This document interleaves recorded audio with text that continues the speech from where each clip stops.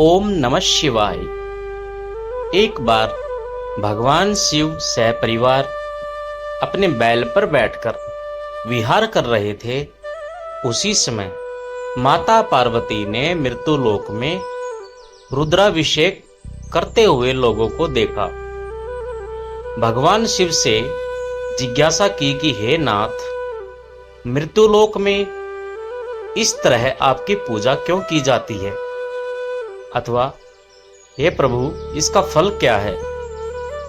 भगवान शिव ने कहा, हे प्रिय, जो मनुष्य शीघ्र ही अपनी कामना पूर्ण करना चाहता है, वह आशुतोष स्वरूप मेरा विविध द्रव्यों से विविध फल की प्राप्ति हेतु अभिषेक करता है।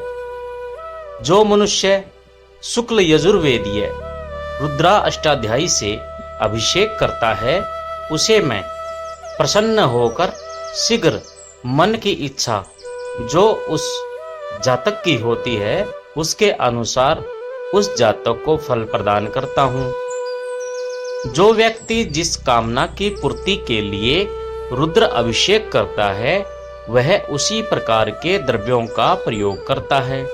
अर्थात यदि कोई वाहन प्राप्त करने की इच्छा से रुद्र अभिषेक करता है, तो उसे दही से अभिषेक करना चाहिए। यदि कोई रोग, बीमारी, अन्य दुखों से छुटकारा पाना चाहता है, तो उसे कुशा के जल से अभिषेक करना या कराना चाहिए। रुद्राभिषेक के लाभ क्या होते हैं, ये माता पार्वती ने भगवान शिव से पूछा।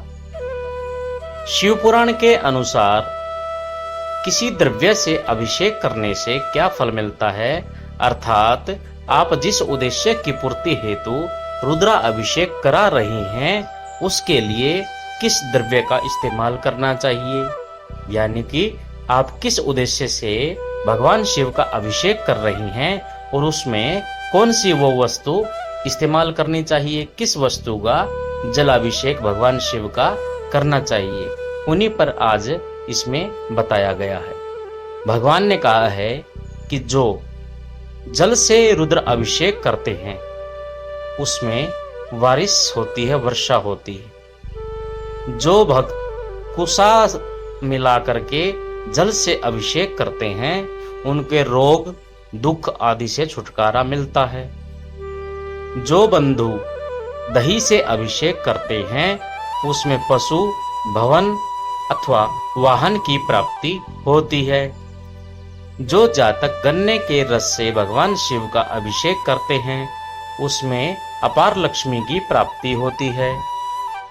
जो जातक मधु यानी कि शहद युक्त जल से अभिषेक करते हैं, उनके धन की वृद्धि होती है।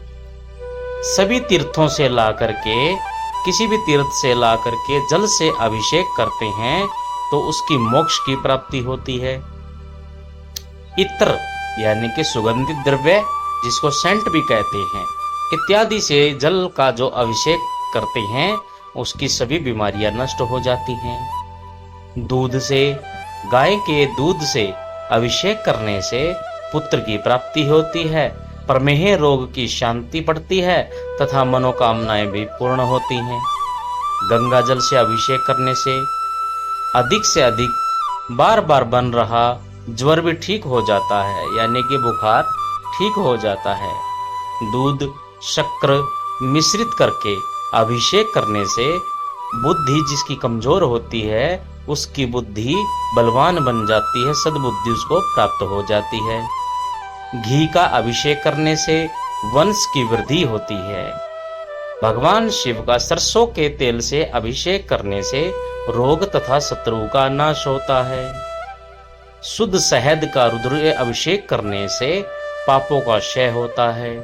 इस प्रकार शिव के रुद्र रूप के पूजन और अभिषेक करने से जाने अनजाने होने वाले पापाचरण से भक्तों को शीघ्र ही छुटकारा मिल जाता है और साधक में शिव तत्व रूप सत्यम शिवम सुंदरम का उदय हो जाता है। उसके बाद शिव के शुभ आशीर्वाद से समृद्धि, धन धान्य, विद्या और संतान की प्राप्ति के साथ साथ सभी मनोकामनाएं पूर्ण हो जाते हैं।